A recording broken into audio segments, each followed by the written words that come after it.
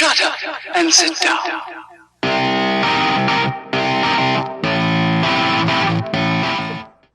It's an North Wales side-by-side video. If you've seen the last video, you know I've disabled Smart Entry on my car. What I want to show you now is how to start the car. So we're going to open it with the key fob.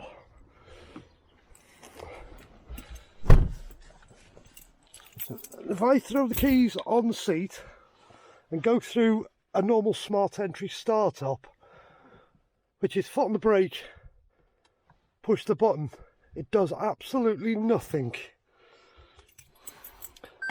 Now, if I put the key there,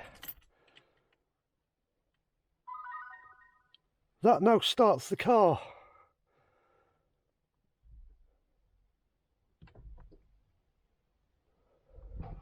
So put my foot on the brake now, push the button. Car's now, as you can see on the dashboard, ready to drive. That's how you restart the car.